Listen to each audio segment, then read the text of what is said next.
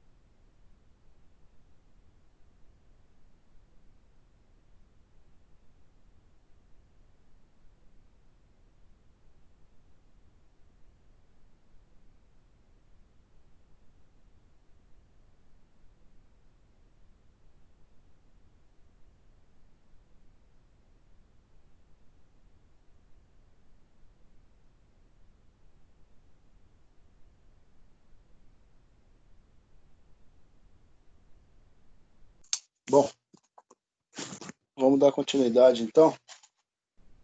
A primeira parte do vídeo eu já coloquei lá no YouTube, tá? Se vocês precisarem ver alguma coisa, eu já deixei lá postado para vocês. Bom, depois eu disponibilizo também o conteúdo lá no site da primeira parte.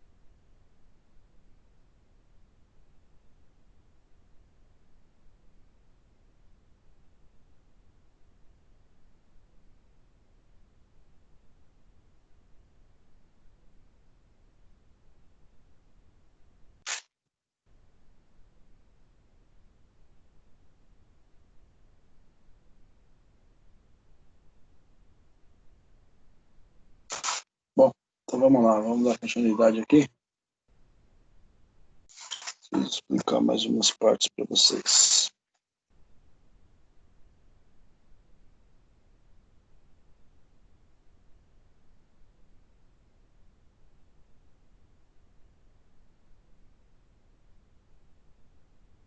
Então vamos lá.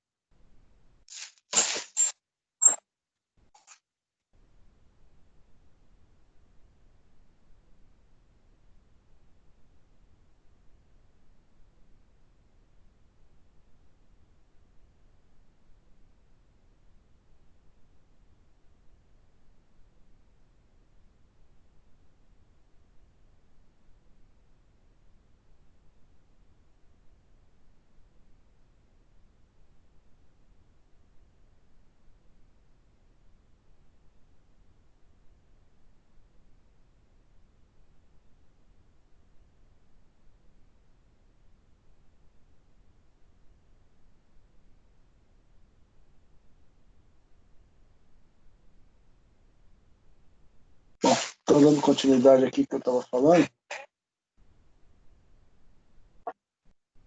Alguns níveis de complexidade aí, exemplo, tá? Eixo administrativo. Primeiro item aí, o 5 e 1, né?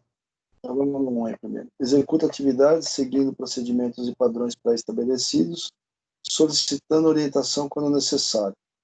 Atualiza-se e aplica conhecimentos que propiciem bom andamento de suas atividades. Está em fase de aprendizado sobre a organização,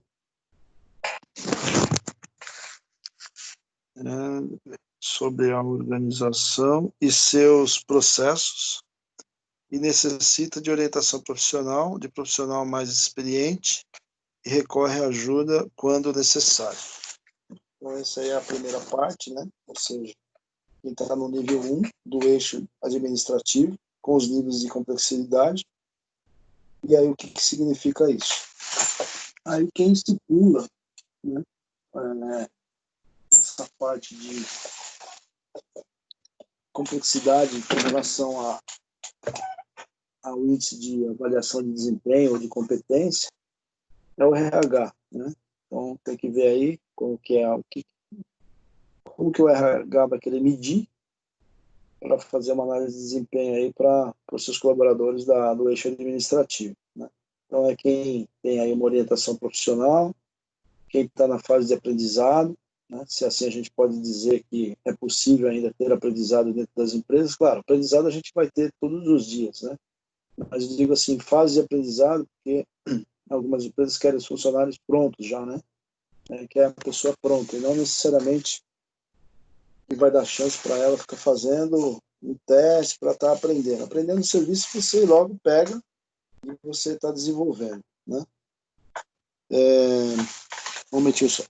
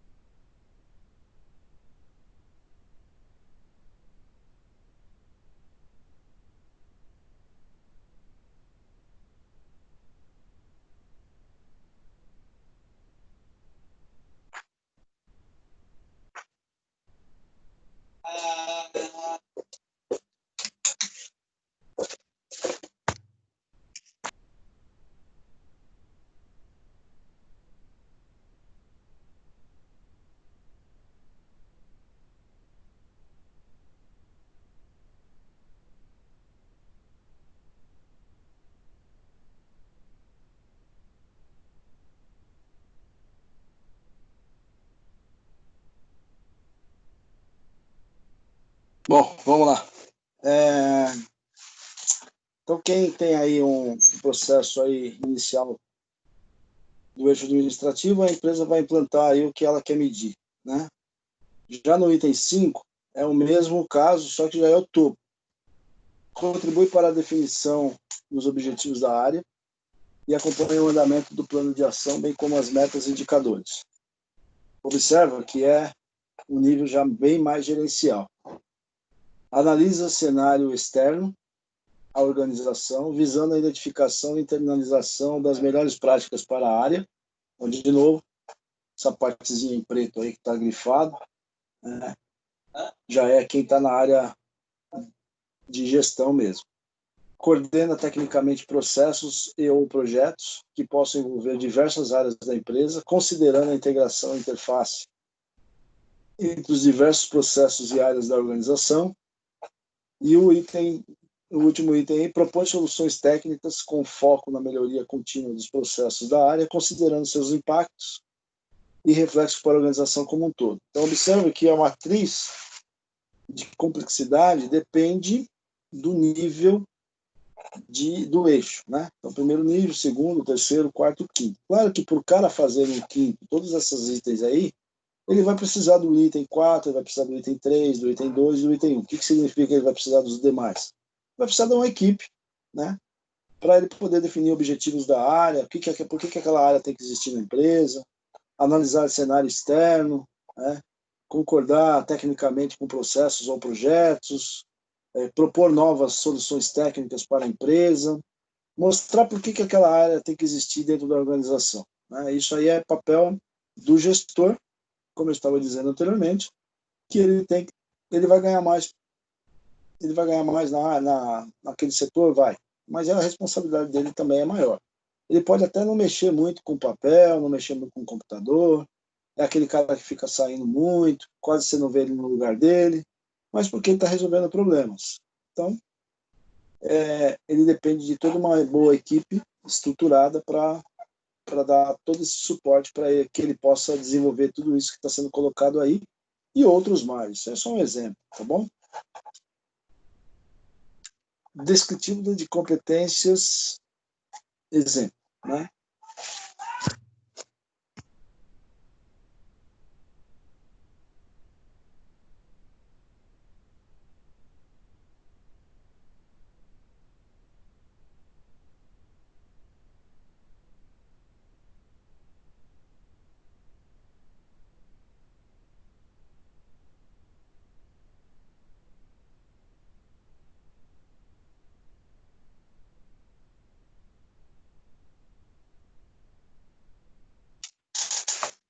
Bom, dentro do eixo de descritivo de competências, nós temos aí desenvolvimento contínuo e orientação para resultados.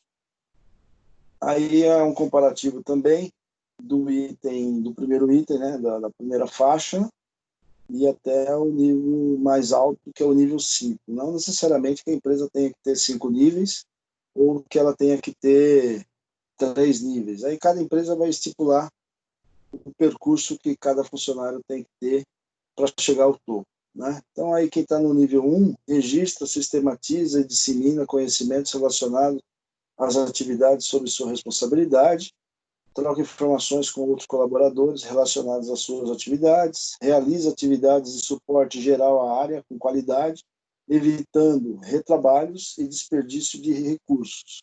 Aqui tem um item extremamente importante na orientação para resultado, que é evitar retrabalho. O que é retrabalho? É fazer o trabalho de novo, né? Isso é complicado, porque dependendo de quem você for subordinado, eu tive vários chefes e que o cara pedia de um jeito, você fazia, na hora que levava para ele, ele falava, não, não foi isso que eu pedi. Eu pedi de outro jeito, você que entendeu assim. Aí eu ia lá, fazia, quando eu mostrava para ele, o cara falava, não, não foi isso que eu pedi. Até que eu comecei a registrar aquilo que ele havia pedido, né? Então eu tirava foto, é assim que você quer? Tá bom, então faz o seguinte, eu vou tirar foto, porque eu vou fazer exatamente do jeito que você pediu. E aí, quando eu trouxer, não tem jeito de você falar que não é isso que você pediu, né? Então a gente vai aprendendo no nosso dia a dia porque a gente está sendo avaliado por aquilo. E a pessoa que geralmente é a pessoa imediata que vai fazer a avaliação é o seu chefe, né? Então, se você não começar a jogar o jogo que ele joga, ele pode te prejudicar na sua avaliação de desempenho. Depois de apanhar muito, que eu aprendi, né? Ele tinha uma lousa na sala dele, aí ele me chamava lá e desenhava na lousa o que ele queria que tinha que ser feito no relatório, né? Geralmente era no PowerPoint. Ele queria que colocasse aquelas informações, que extraísse de uma base de dados e tinha que ter aquela posição que ele havia colocado naquela lousa. Aí, beleza. Aí eu entendia, ficava legal, começava a pensar como que eu ia estruturar, legal. Aí eu colocava no PowerPoint e mostrava para ele, falei, não, mas não foi assim que eu pedi. Você acabou de fazer, meu, tá lá, ó. Não, não, assim não ficou legal, não. Acho que você tinha que me perguntar. Como assim, né? Aí eu falei, ah, é? Então, peraí. Eu começava a registrar. Falei, assim mesmo que você vai querer? É, eu vou tirar foto, hein? Depois não adianta falar que não fez do jeito que você pediu. Aí tirava a foto, ia lá na minha mesa, passava o tempo necessário que tinha que ficar. Às vezes ele queria tempo para ontem. Eu falava, bicho, não dá para mim fazer o que você está pedindo. Não, mas isso é simples. Então, dá vontade de responder às vezes, né? Se é simples, vem fazer você. Mas é claro que você não vai falar isso para quem você é subordinado, né? A corda arrebenta sempre pelo lado mais fraco. E aí eu montava do jeito que ele queria e depois eu ia mostrar para ele e às vezes ele concordava e às vezes mesmo eu tirando foto ele não concordava, né? Dava vontade de chamar o cara e falava, você tá ficando louco? Eu faço o que você pediu e você ainda fala que não é assim. Mas enfim, esse negócio de retrabalho é uma das coisas assim que demanda muito tempo e a gente é muito avaliado por isso. Cumprir os prazos de suas atividades conforme acordado com os superiores. Então, isso aí também é uma coisa que é difícil de mensurar, né? Quanto tempo a gente vai demorar para fazer aquela atividade. Para o chefe, ele acha que você faz em 5 minutos, é só apertar um F9 no computador e está pronto. Para você, às vezes demora meio-dia para fazer aquilo, né? E aí precisa ter um consenso. Eu tinha um outro que fazia de 15 em 15 minutos, ele passava na mesa e falava, e aí, tá pronto? Pô, meu, eu não falei para você que eu entrego para você antes do almoço? Aí passava mais 15 minutos, ô, tá pronto? Não, você tá tirando sarro da minha cara, não é possível. Eu já avisei pra você que não vai dar, não vou conseguir fazer. Não, mas isso é simples. Mas não é tão simples assim como você acha que tem que ser, não. Para me extrair as bases de dados, estou esperando o fulano me mandar a informação, o e-mail não chegou. Aí falava assim para ele e falava, então vai lá buscar, vai lá na mesa do cara, bate lá na mesa do cara. Cara, não é assim que você está achando, né? Não funciona para ontem, né? Então essas duas coisas para orientação de resultado é complicado, retrabalho e cumprimento de prazo das atividades, né? O chefe acha que dá para fazer tudo ontem. Já no item 5 ali, desenvolvimento contínuo, é o trabalho de rotina das atividades, né? Introduz novos conhecimentos para a área, a partir da observação das tendências de mercado e de sua aplicação no contexto organizacional. Quando eu comentei com vocês anteriormente que é necessário entregar mais, é ficar antenado aí com relação às tendências de mercado, né? Então, aquilo que a empresa está desenvolvendo, ou aquilo que a empresa trabalha e o que está acontecendo no mercado que impacta as informações da empresa. Então, um bom profissional que quer entregar um pouquinho mais, já no seu desenvolvimento contínuo, tem que ficar ligado às tendências de mercado, tá? Em quaisquer áreas, tá bom? Não é só na área de escritório, não é em qualquer área. Se você quer trazer alguma coisa diferente para a empresa, fica antenado naquilo que está acontecendo ao seu redor, que isso você mostra que você é um profissional atualizado, além das suas atividades de desenvolvimento que você tem diariamente na empresa. Atua como agente facilitador de transmissão e disseminação de conhecimentos. Incentiva a troca de experiências na área em que atua. Então, isso é desenvolvimento contínuo, né? Ou seja, é aquilo que você trabalha diariamente. Aí, quando está focado aí em resultado, né, orientação para resultado, você, como colaborador, tem que influenciar o estabelecimento de objetivos operacionais da área contribuindo na otimização e organização dos recursos. Só que é complicado também, gente. Otimização e organização de recursos. Quando eu falo otimização, é sempre pensando em colocar tudo aquilo que você faz manual. As empresas adoram isso, tá? Isso é uma boa dica para vocês. Independente da área que vocês forem trabalhar, não é recursos humanos, então nem se fala. Otimização e organização dos recursos. É fazer com que tudo aquilo que você faz de forma manual, que é propício muito mais a erro, é você colocar em sistema. Ou em sistema desenvolvido pela própria empresa, tá? Da área de TI, ou mesmo em uma planilha em Excel, que ajuda toda a organização desses recursos e a otimização de dados, né? Uma coisa que é importante conhecer bastante em Excel, eu não sei qual é o nível que vocês têm de Excel, às vezes só com o nível da ETEC, às vezes fica muito pouco. Eu recomendo, quem não tem muita habilidade em Excel, fazer um curso à parte de Excel. Se a gente tivesse na ETEC, eu me proporia a fazer um curso rápido com vocês para explicar pelo menos as principais funções de Excel para aqueles que não têm tanta habilidade. Utilizaríamos os computadores da ETEC, não é lá essas coisas, mas a gente conseguiria montar um cursinho rápido e ajudar vocês, principalmente para aqueles que não têm muita habilidade. Porque o Excel hoje, independente da área que você trabalha, ele é o segundo sistema que as empresas utilizam. Tá? Então é um dos... Quem não conhece Excel, para a área acadêmica, não, para a área corporativa, né, para o mundo corporativo, é uma pessoa ignorante, é uma pessoa que não... como se não soubesse escrever, que é o segundo sistema utilizado pelas empresas para otimização e organização de recursos, é o Excel. Tudo se faz no Excel. Ah, mas eu trabalho com recursos humanos, professor. Pois é, você trabalha com recursos humanos, você trabalha com pessoas, você trabalha com números. Então, você vai precisar do Excel, não só de apresentação em PowerPoint. Então, eu gostaria muito até de dar essas orientações para vocês, para ajudar vocês naquilo que pudesse ser mais útil para vocês. Tá? Outra coisa é definição de prazos, demandas e prioridades. Monitoria de indicadores de resultado e recursos da área contribuindo na coordenação das atividades, projetos e processos. Então, outra coisa difícil também de avaliação de desempenho é definição de prazos. Às vezes você estipula um prazo para agradar o seu chefe, mas você sabe que você não vai conseguir cumprir. E a outra coisa é atender as demandas, né? Porque tem muita coisa que você desenvolve e às vezes aparece uma coisa mais importante para desenvolver. Isso, quando eu comecei na área corporativa, é uma das coisas que eu não conseguia entender, né? Tive muita dificuldade, não sei se tem alguém dessa forma.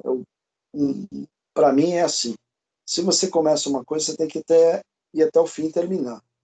E não ficar parando no meio do caminho para atender outras demandas que surgem e deixando aquilo que você estava executando para depois, né? Então, eu no início tive muita dificuldade, porque eu começava a fazer uma coisa e de repente tinha que parar e para atender uma outra, aí acabava, às vezes nem acabava a segunda que havia me pedido, já entrava uma terceira, já entrava uma quarta, e aquela primeira eu ia pegar daqui 2, 3 dias, né? Porque era a minha atividade de rotina, e eu achava que aquilo tinha que ser terminado primeiro para depois eu pegar uma segunda, para depois eu pegar uma terceira.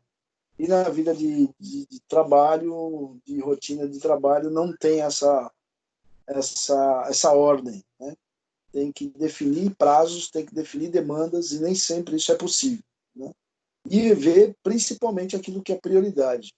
Entender, definir prazos, às vezes você combina com o seu chefe ou com uma área ou com alguém que você vai entregar na quinta-feira à tarde. Mas aí começa a aparecer outras demandas que te consomem tempo e você não consegue entregar na quinta-feira à tarde. E aí? Aí você tem que estipular prioridade. O que é importante, o que é prioritário, o que é urgente. Isso é complicado. E tudo isso que eu estou falando para vocês envolve na sua avaliação de desempenho. Então, você é o famoso se vira nos 30, né? Você tem que dar conta de cumprir prazos, tem que dar conta de atender demanda, Tem que saber o que é prioridade, para você poder entregar tudo, que senão isso pode te prejudicar na sua avaliação de desempenho. Ah, professor, mas eu sou só um. Eu sei que você é só um, mas como eu disse anteriormente, as empresas geralmente buscam algo mais, né?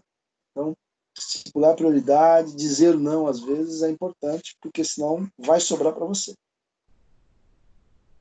Bom, acho que isso aqui é o último. Como avaliar as competências? Foco em resultado, sempre. Né? As empresas sempre vão pensar aí no foco em resultado. Tudo isso que eu falei para vocês, sempre pensando em resultado. E aí tem a descrição da competência, se atingiu ou não atingiu, né? Se atende, se está em desenvolvimento, se superou, se não superou. Então, executa os processos da área de forma autônoma, alcançando os resultados pretendidos. Ali está no A. A significa o quê? Atende.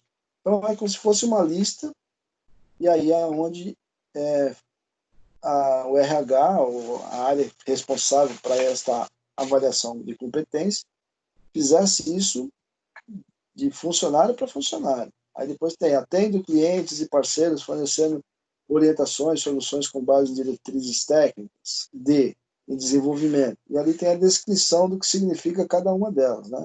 Então, não atende. O colaborador deve iniciar o desenvolvimento da competência, pois não atende aos critérios estabelecidos ou está mais próximo da atuação esperada no nível anterior da complexidade. Aí, foi classificado como D. O que significa? O colaborador encontra-se em processo de desenvolvimento na competência, ou seja, atende parcialmente o requerido para o nível, ou seu grau de atendimento oscila com relação à complexidade adquirida. Aí, 3A, atende, o colaborador demonstra pleno atendimento dos critérios definidos para o seu nível de complexidade de forma constante e consistente. E o S, o colaborador supera os critérios requeridos para o seu nível de complexidade, pois apresenta as características descritas com padrão diferenciado, vai além do que lhe é requerido, ou, além de atender todas as exigências atuais do seu nível, já atende ou está próximo de atender atribuições do nível posterior. Então, aqui é o mundo ideal. Né? O item S é o cara que está estourando. O cara que atende é o que está na média. No desenvolvimento, beleza, pode alcançar o item A tranquilamente. Agora, a avaliação que não deve ser indicada e não deve aparecer em lugar nenhum é o NA. Né? O NA já não é um funcionário muito bem visto. As empresas querem ou que esteja em atendimento ou que atende. Aqueles que se superam são poucos. Né? Nem todo mundo é muito bom. A maioria é bom e nem todo mundo é muito ruim, que é o não atende. Geralmente as pessoas ficam na média. Ou é bom ou tão próximo do bom, né? Que é o desenvolvimento e atende. Algumas empresas colocam 1, 2, 3 e 4, ou 0, 1, 2 e 3, tá? O 0 às vezes é o não atende. Aí a numeração, a terminologia utilizada para essa avaliação depende de empresa para empresa. Tá? Às vezes o maior número é o melhor número, às vezes o menor número é o melhor número, às vezes não é número, às vezes é letra. Então, isso aí é o que menos importa. O que importa é saber o que significa cada nomenclatura. Né? Se o 0 é bom ou é ruim, ou se o 3 ou o 4 é bom ou ruim. Isso que é o que importa. Ou se é letra. Né? Então, isso é o que é mais importante. Lembrando que não existe 100% de pessoas ruins, não existe 100% de pessoas boas. E também não existe 100% de pessoas na média. Tem que ter uma curva, tanto de pessoas que têm dificuldade, quanto de pessoas que se superam. A grande massa já comprovado por N avaliações, que a grande massa fica entre desenvolvimento e atendimento. Ou seja, ela consegue atender ou ela está muito próxima do atendimento. E tem algumas que se superam, que é as pessoas que são consideradas aí capazes de ocupar cargos de gestão. Então é assim que as empresas fazem para fazer as avaliações de competência, avaliações de desempenho, Eu entendo, é a minha opinião, que é essa parte de avaliação de competência, ela é muito subjetiva. O que significa isso? Depende muito de quem está fazendo a sua avaliação, se a pessoa gosta de você, se ela não gosta de você, como que ela está fazendo esta verificação, né? Não é uma coisa muito matemático, fez é um, não fez é dois, não. Às vezes a pessoa faz, mas não faz do jeito que eu gostaria que ela fizesse, né? Então, trabalhar com pessoas tem todos essas variáveis, né? Então, quem for trabalhar nessa área, for desenvolver avaliação de competência, avaliação de desempenho, independente das métricas que eu já passei para vocês, tem que saber e tem que ter muito jogo de cintura para você não prejudicar as pessoas, né? Então, é fácil de prejudicar as pessoas nesse sentido. A pessoa atendeu e eu falo que ela não atendeu, né? Eu falo que a pessoa, se eu quiser agradar uma pessoa, eu falo que ela se superou. Então, para teoricamente, para prejudicar ou ajudar uma pessoa, é muito simples nessa etapa de avaliação, né? E aqui, quando a gente fala em etapa de avaliação, não é simplesmente por avaliação, porque a pessoa precisa saber se ela está indo bem ou mal. É porque aqui, geralmente, em empresas está envolvido o dinheiro, né? Porque se a pessoa tem uma boa performance, ela vai ter uma boa remuneração, mesmo que seja variável, mesmo que ela não estava contando, enfim.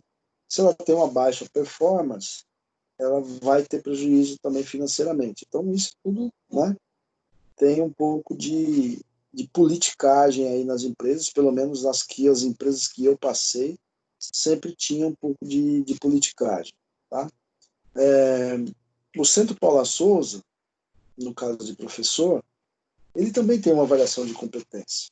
Tá? Existe uma parte que é mais ou menos essa que eu estou falando para vocês, tá? Onde os coordenadores de cada unidade, né, de cada ETEC, faz em relação aos professores. E os professores fazem em relação aos coordenadores. Não é o diretor, mas é os coordenadores de cada unidade. Também tem uma avaliação do Centro Paula Souza uma vez por ano, exceto esse ano de 2020, devido à pandemia. Então, esse bônus que os professores têm direito foi suspenso pelo governador João Dória, e aí não teve essa avaliação de competência. É um pouco mais engessado do que as empresas? É um pouco mais engessado, tá? Mas ele não deixa de não ter, ele não deixa de não ter. Existe também, e é mais ou menos do jeito que está sendo colocado aí, sempre foco em resultado, né? E os coordenadores também são avaliados, os diretores também são avaliados, ou seja, todo mundo passa por um processo de avaliação de desempenho. Claro que na área da educação, as métricas são outras em relação às empresas, mas não deixa de ter uma avaliação de desempenho e sempre está ligado a uma remuneração variável, tá? Exceto esse ano que os professores foram contemplados com o corte da avaliação diante da pandemia. O governo já logo de cara que pararam-se as aulas, já definiu que não haveria avaliação de desempenho em 2020. Como que eles vão fazer para a retomada disso, ninguém sabe, né? Mas eu só queria dar como exemplo para vocês que existe também essa avaliação de desempenho.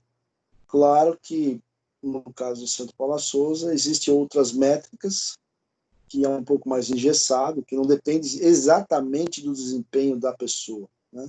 Depende de entrega de títulos, depende de aperfeiçoamento de cursos, então é um pouco mais engessado para eles fazerem essa avaliação de desempenho, mas ela existe da mesma forma, tá ok? Alguém quer fazer alguma pergunta?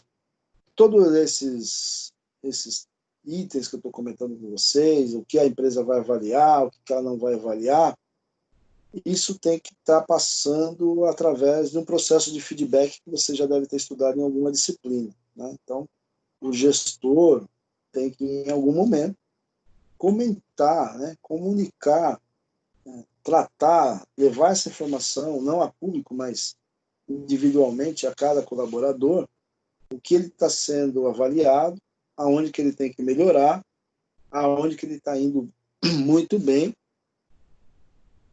que é o famoso feedback. Então, essa parte, o gestor tem que estar passando para o colaborador de alguma forma, né? Alguns fazem de forma reservada, outros fazem de forma muito simplificada, mas não pode deixar de dar o feedback, é isso que eu quero dizer. Porque só assim a pessoa sabe onde que ela deve estar corrigindo para melhorar a performance dela na empresa. Se ninguém fala, eu acho que o que eu estou fazendo está certo, né? Então, por isso que é importante passar essa informação para o colaborador de forma que ele possa entender aonde que ele tem que estar melhorando, tá? Independente se vai ter remuneração variável ou não vai ter, a parte do feedback sempre é importante para a pessoa saber o que ela vai, aonde que ela tem que estar melhorando. E o que ela tem que estar mantendo também, né? Não adianta melhorar o que está ruim e piorar aquilo que está bom. Aquilo que está bom tem que ser mantido e aquilo que está ruim tem que ser melhorado. A gente acha que só tem que melhorar aquilo que está ruim, mas tem que manter pelo menos aquilo que tá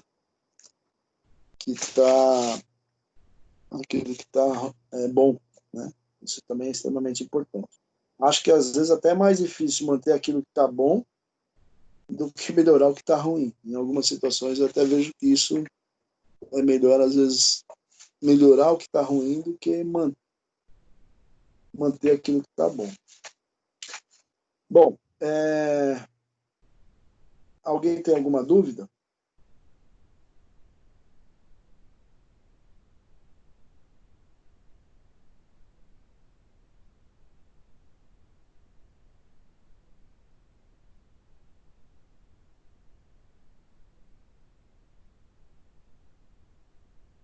Alguém quer comentar alguma coisa?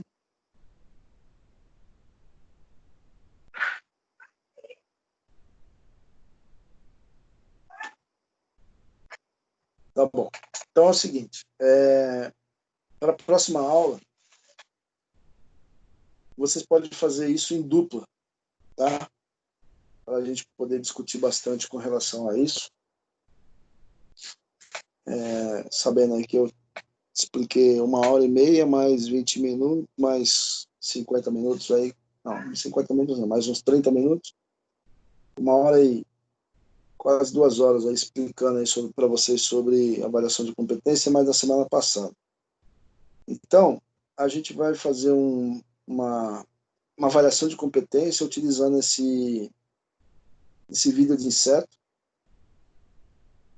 onde todos deverão assistir um trecho do filme Vida de Inseto e em seguida deverão utilizar o material de aula e realizar uma avaliação por competência do personagem Flick, que é um dos personagens do filme aí. Registrar as evidências, fatos e dados, situações reais observadas na cena, tá?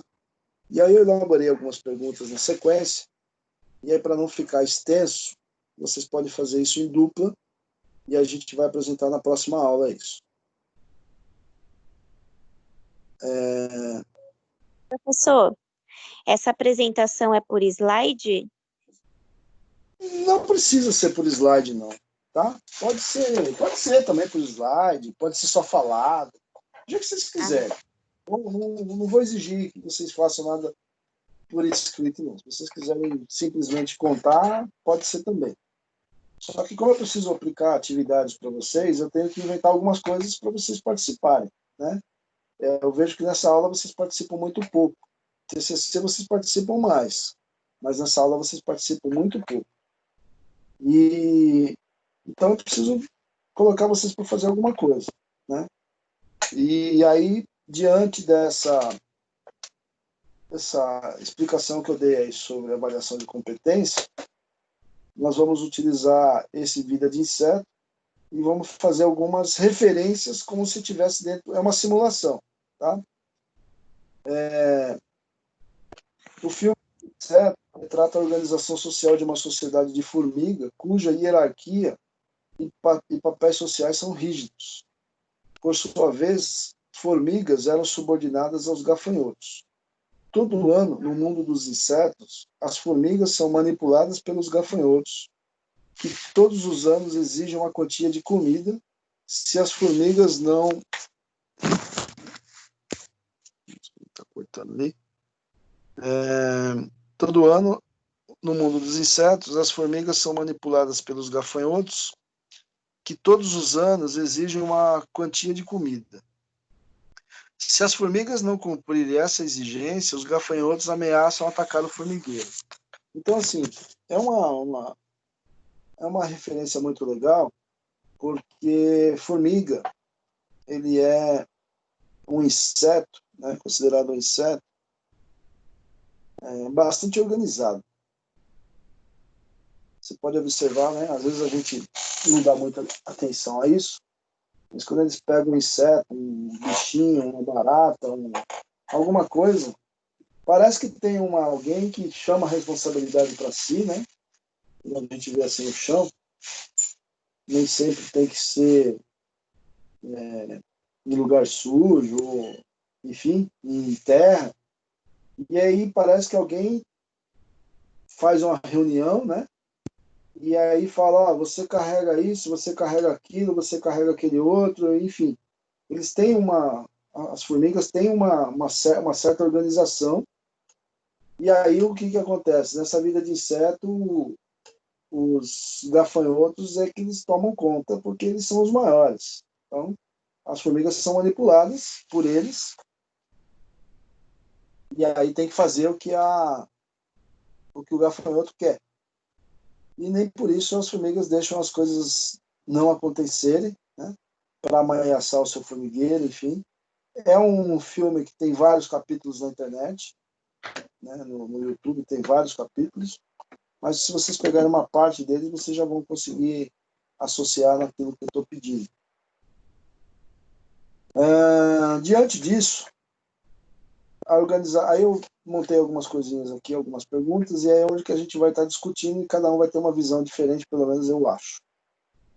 Mas se vocês quiserem montar alguma coisa, 1, 2 slides, não tem problema também não, tá? Organização e funcionamento da sociedade. De repente cai uma folha na trilha de algumas formigas, pânico entre elas. Uma grita, me perdi, vou ficar aqui para sempre. Qual o motivo do pânico? Por que elas não contornam a folha? As formigas desenvolvem suas tarefas de acordo com normas, regras e valores. Por quê? Porque elas têm parece que elas têm uma disciplina, né? Tem que obedecer às normas, às regras, os valores. Então, em um determinado momento do filme, cai uma folha, né? Eles estão tudo assim numa fileira, né? As formigas estão todas uma atrás da outra, e aí cai uma folha bem no meio da fila. E aí uma fica desesperada e fala isso aí. De repente cai uma folha na trilha de algumas formigas e aí há aquele pânico. E aí uma delas grita, como é que eu vou fazer agora? Como é que eu vou resolver isso? Por que não se faz um contorno na folha, né? A gente fala uma folha, mas uma folha para uma formiga é como se estivesse acabando o mundo, né? Então, é essa passagem que está falando aqui. Aí, diante disso, quem faz as normas, regras e valores? Né? Aí, Flick, que é o personagem principal dessa vida de inseto, não se adapta aos valores pré-estabelecidos. Como que ele é visto pelas demais formigas e por que isso acontece? Então, diante desse videozinho, desse desenho, né, da vida de inseto, eu quero que vocês respondam isso, não por causa da formiga ou por causa do Flick. Eu quero saber como é que a relação é levar toda esta vida de inseto, com formiga e gafanhoto, para dentro da empresa. Né? Então, quem faz normas, regras e valores dentro da empresa? Como que é visto uma pessoa que age como esse Flick? Né? Por que isso acontece? Aí vem outras perguntas aí. Em nossa sociedade, como nós nos organizamos quando existe essa imposição de regras pela nossa sociedade? Bem do que está acontecendo nesse momento, né? Nós nos comportamos de acordo com padrões pré-estabelecidos ou de acordo com as nossas motivações internas? Então, todas as referências que ele está colocando aqui, acho que são 10 ou 12 questões, é para vocês levarem para uma situação de trabalho, tá? Então, nós nos comportamos de acordo com os padrões pré-estabelecidos, de acordo com as motivações internas. Ou seja, como que a gente se comporta dentro do ambiente organizacional, fazendo referência no que o Flick está passando, que ele é uma formiga diante dos gafanhotos. O que acontece se dentro das empresas nós não nos comportarmos de acordo com as regras? Como você se sente vivendo em sociedade? Agora, principalmente agora, é uma boa referência para isso. Vivendo livre ou prisioneiro, né? Livre por causa disso, e prisioneiro por causa disso. Então, para justificar essas respostas, tá? Vivemos uma democracia ou não? Então, se sim, por quê? E se não, por quê? O que é democracia para você? Aí eu coloquei ali, ó, Flick vive em uma sociedade organizada para produzir os bens necessários para a sobrevivência das famílias. Essa é a própria razão da existência do formigueiro. Então, para que nós precisamos da democracia? Como as formigas organizam-se para lutar pela sobrevivência? Ou como nós precisamos fazer para lutar pela sobrevivência? Então, toda essa aqui está voltada para o filme, mas é voltado para o nosso dia a dia. É essa reflexão que eu quero que vocês façam. Nesse processo de organização do formigueiro, ou na nossa vida, qual é o papel do conhecimento? Como são vistas as mudanças tecnológicas? Como que é encarado por todos vocês, em nossa sociedade, essa mudança tecnológica? O que isso é bom, o que é ruim, o que traz de novidade para a área de RH, o que não traz? Então, é essa reflexão que eu quero que vocês façam. Nós, seres humanos, vivemos em sociedade com qual objetivo? Por que a gente vive em sociedade? Na nossa sociedade, como é que é organizado o trabalho? Então, tudo isso é o que vocês terão que responder para mim na próxima aula, e aí vocês podem fazer isso em dupla, tá? E aí eu vou perguntando e cada um vai participando da aula e eu vou fazendo as anotações aqui. Se quiserem compartilhar material, não tem problema nenhum, pode compartilhar. Se quiserem só responder a pergunta, também fiquem à vontade. O que você, como estudante, produz? Como são produzidos os bens que você usa? Qual o papel do conhecimento e como são vistas as mudanças tecnológicas? Aí vocês podem colocar esse papel do conhecimento dentro da área de RH, dentro do que vocês estudam, dentro do que vocês conhecem. Os conhecimentos das ciências da natureza contribuem para o trabalho ao se concretizarem em máquinas e artefatos. Como as ciências sociais contribuem para o processo do trabalho. Como tudo que nós temos em nossa natureza contribui para o processo de trabalho. O que vocês pensam sobre isso?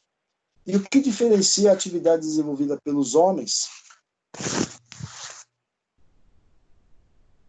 tendo em vista a sobrevivência daquela desenvolvida pelos animais? Os animais que eles estão se referindo aqui é da vida de inseto, tá? Então, são essas 15 questões, eu não quero nada por escrito, não precisa me mandar nada por e-mail, eu quero que vocês apresentem, e vocês podem fazer isso de forma em dupla, para um fala uma pergunta, outro fala a resposta, outro fala a resposta, outro fala a pergunta, e aí a gente vai fazendo aí e vamos ver qual é o papel de cada um. É isso. Pergunta.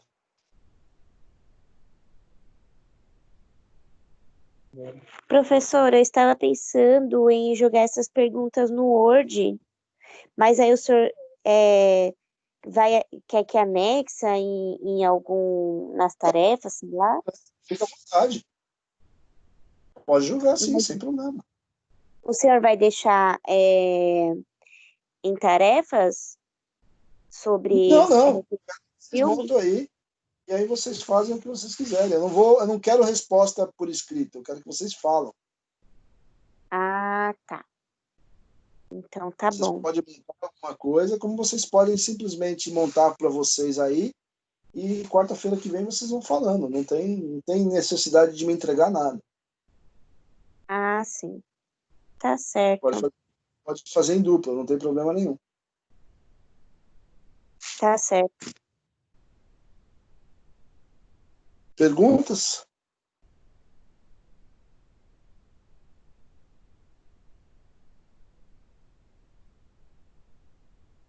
Então, ó, semana que vem é dia 23, tá? Então eu quero matar esse trabalho semana que vem, dia 23, para na outra, dia 30,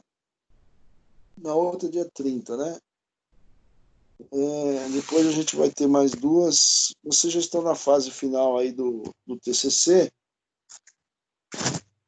23, não, semana que vem é 24, na verdade. Hoje é dia 17.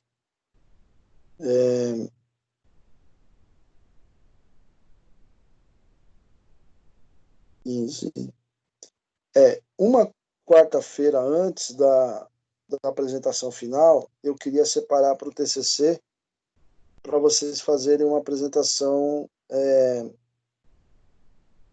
uma prévia de apresentação, né? Para não ficar nada corrido, em que a gente tiver que dividir 2 grupos na terça e 2 grupos na quarta, para dar tempo de todo mundo falar de forma tranquila, para a gente fazer uma prévia de apresentação lá de TCC, para no dia 15 vocês apresentarem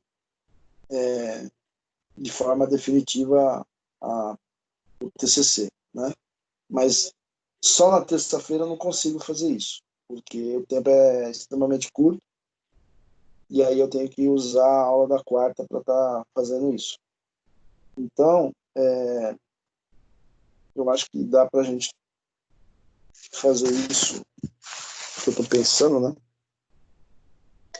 A gente tem a aula dia 24 ainda, aí dia 1º. Aí dia 1º eu queria talvez já fazer essa prévia com vocês para se a gente precisar corrigir alguma coisa, a gente tem mais uma semana já para estar fazendo isso. Então, até semana que vem eu já defino para vocês, aí quando a gente vai fazer essa prévia de apresentação do TCC, eu não queria deixar muito para em cima da hora, não, porque imagina, vamos supor que hoje fosse a aula que antecedesse a apresentação final, que seria na semana que vem. Eu queria ter uma semana antes, porque se tiver alguma coisinha que a gente precisar corrigir, a gente corrige, e aí no dia 15 a gente vai inteiro, né, para a apresentação final do TCC, e assim a gente encerra da melhor forma possível, tá? Então é isso. Aí semana que vem a gente fecha esse trabalho, né? Eu preciso ter alguma avaliação para estar passando para vocês, não que eu não tenho, mas é importante sempre ter. Vocês já fizeram alguns que eu já anotei, mas é importante que eu tenha outros também. TCC tem bastante coisa, então não preciso nem me preocupar. Agora, essa matéria ela é um pouco mais teórica, e então eu preciso da participação de vocês. Tá? Quiserem montar um Word, quiserem montar um PowerPoint, quiserem só falar, fiquem à vontade, tá bom? Não estou dizendo que todo mundo vai falar as 15 que eu coloquei. Talvez na quarta-feira que vem, eu separe, ó, você fala aí da 1 a 5, o outro fala da 5 a 8ª, de repente eu divido aí, para cada um estar falando uma parte, e ficar um pouco mais interativa a aula em relação a esse conteúdo. E aí a gente continua com mais alguma coisa aí na segunda etapa, se assim a gente tiver ainda tempo disponível para. Tudo bem? Alguma dúvida?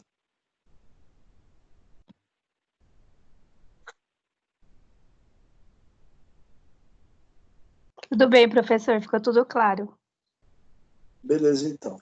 É isso. Eu acho que para hoje, é isso aí que eu tinha para falar para vocês. E aí, se não tiver mais nada, a gente encerra, não tem problema nenhum.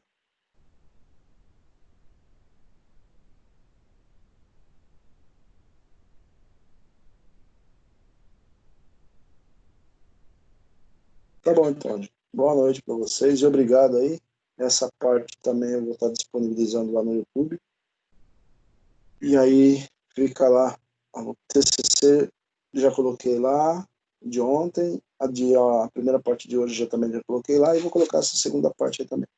Caso alguém queira escutar novamente, tá tudo lá. Tá bom? Valeu, gente. Tá bom, Então, boa noite. professor, boa noite. Até semana que vem. Falou, Até semana que vem. obrigado.